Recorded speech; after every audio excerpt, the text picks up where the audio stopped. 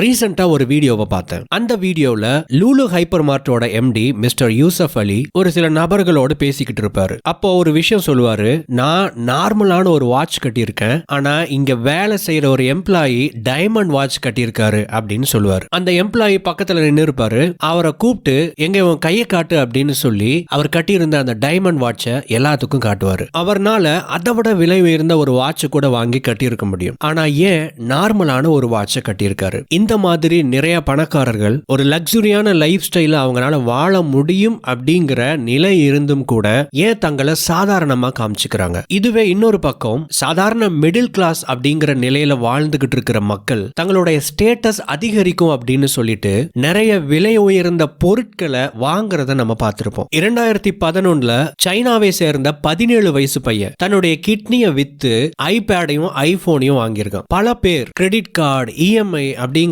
பேர்ல தங்களுடைய பொருளாதார நிலைக்கு மேல இருக்கக்கூடிய நிறைய பொருட்களை காசு கொடுத்து கஷ்டப்பட்டு வாங்கிக்கிட்டு இருக்கிறாங்க. ஆனா இந்த பக்கம் சில பணக்காரர்கள் தங்களை லக்ஸுரியா காமிச்சுக்கிறதுக்கு பதிலா, லக்ஸுரியான வாழ்க்கையில இருக்கிறதுக்கு பதிலா ஒரு சாமானிய மனிதனை போல காட்டுறாங்க. ஏன் இவங்க அந்த மாதிரி பண்றாங்க? இதுக்கு 3 காரணங்கள் இருக்கு. Reason number 1, relatability.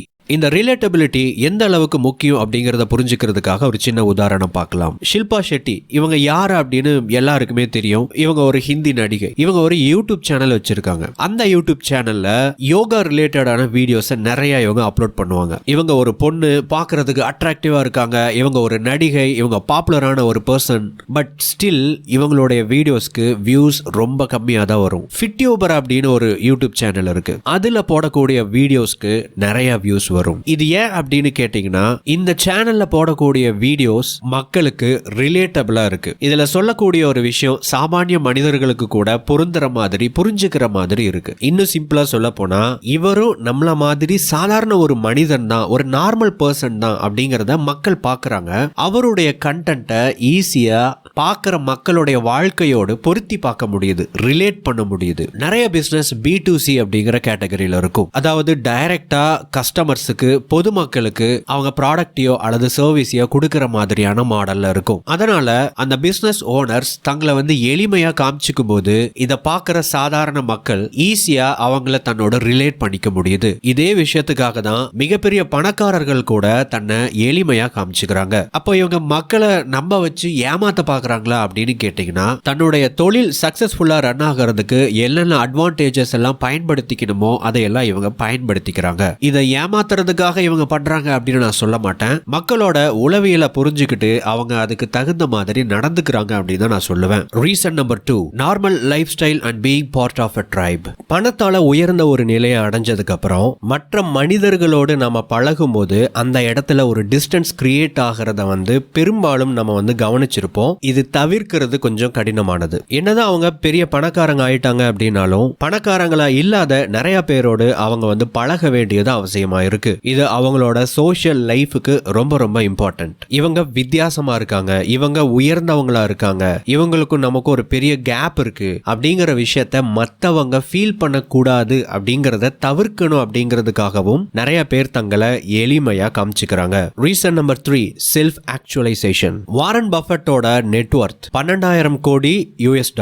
ஆனா இவர் வச்சிருக்கிற கார் கேடிலாக் XTS, அதுவும் 2014 மாடல். பணத்தால மிகப்பெரிய ஒரு நிலையை அடைஞ்சதுக்கு அப்புறம் நம்மளுடைய வாழ்க்கை முறை மிகவும் லக்ஸுரியா தான் இருக்கணும், பார்க்கிறதுக்கு ரொம்ப பந்தாவா இருக்கணும், நம்ம கிட்ட எவ்வளவு பணம் இருக்கு அப்படிங்கறத மத்தவங்க கிட்ட காமிச்சுக்கணும் அப்படிங்கிறது ஒரு வகையான மனநிலை. பட் இந்த மனநிலை ஒருத்தங்களுக்கு உருவாகுது அப்படின்னா அதுக்கு பின்னாடி ஒரு நோக்கம் இருக்கு. இதை புரிஞ்சுக்கணும் அப்படின்னா ஹைரார்கி ஆஃப் நீட்ஸ் அப்படிங்கிற ஒரு கான்செப்ட் இருக்கு. மனிதர்களுடைய தேவையை 5 விதமா பிரிக்கலாம். முதலாவது பிசியாலஜிக்கல் நீட்ஸ், அடிப்படை தேவைகள். நமக்கு தேவைப்படுற உணவு, தண்ணி, நாம இருக்கிறதுக்கான ஒரு இடம், இது மாதிரி ரொம்பவுமே ஒரு மனித வாழ்க்கைக்கு தேவைப்படுற அடிப்படை விஷயங்கள். இந்த தேவைகளுக்காக கஷ்டப்பட்டுக்கிட்டு இருக்கிற ஒரு மனுஷனால இதற்கு மேல இருக்கிற தேவைகளை பூர்த்தி பண்ண முடியாது. இதை அடைஞ்சதுக்கு அப்புறம் இதுக்கு அடுத்த நிலையான தேவை நமக்கு ஏற்படும், சேஃப்டி நீட்ஸ். நம்ம இருக்கிறதுக்கு இடம் இருந்தா மட்டும் போதாது, அது பாதுகாப்பா இருக்கணும்னு நினைப்போம். நமக்கு ஒரு ஜாப் செக்யூரிட்டி வேணும் அப்படின்னு நினைப்போம். நல்லா ஆரோக்கியமா இருக்கணும் அப்படின்னு நம்ம நினைப்போம். நம்ம பாதுகாப்பா இருக்கிறதுக்கு தேவைப்படுற விஷயங்கள் என்னென்னலாம் என்னெல்லாம் இருக்கோ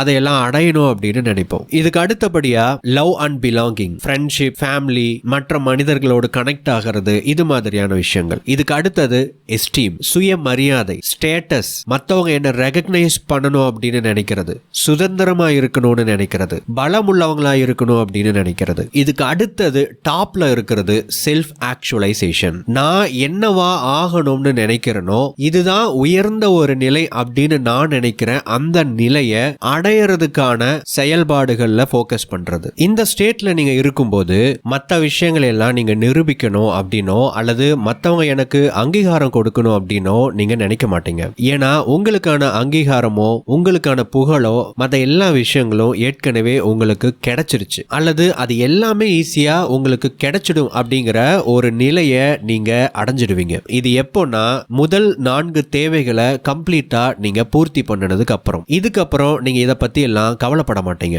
இந்த நிலையில தி பெஸ்டா இருக்கிறதுக்கு நீங்க என்ன பண்ணணுமோ அதுல மட்டும் நீங்க போக்கஸ் பண்ணுவீங்க. இப்போ உங்களுக்கு தேவைகள் இல்லாததுனால உங்களை காஸ்ட்லியா லக்ஸுரியா காமிச்சுக்கணும் அப்படிங்கிற தேவை இல்லாம போகும். எல்லாருமே இந்த செல்ஃப் ஆக்சுவலைசேஷனுக்காக தான் போயிட்டு இருக்காங்களா அப்படின்னு கேட்டீங்கன்னா அப்படி இல்ல. பெரும்பாலும் அதிகமா பணம் வச்சிருக்கிறவங்க தங்களை நார்மலா காமிச்சுக்கிறதுக்கு அவங்களுக்கு இருக்கிற பொதுவான காரணங்கள் என்ன அப்படிங்கறத தான் இப்ப நாம பார்த்திருக்கோம். நண்பர்களே, ஐ ஹோப் இந்த வீடியோ உங்களுக்கு ஏதோ ஒரு விதத்துல வேல்யூ ஆட் பண்ணியிருக்கும் அப்படின்னு நம்புறேன். நம்ம growth factor தமிழ்ல பப்ளிஷ் பண்ணி இருக்கிற மற்ற வீடியோஸ் தான் இப்ப நீங்க ஸ்கிரீன்ல பார்த்துட்டு இருக்கீங்க. இன்ட்ரெஸ்டடா இருந்தீங்க அப்படின்னா நீங்க பார்க்காத ஏதாவது ஒரு வீடியோவை கிளிக் பண்ணி பார்த்து இன்னும் வேல்யூபிள் இன்ஃபர்மேஷன்ஸை லேர்ன் பண்ணிக்கோங்க. உடனே ஸ்கிரீன்ல தெரியிற ஏதாவது ஒரு வீடியோவை கிளிக் பண்ணுங்க.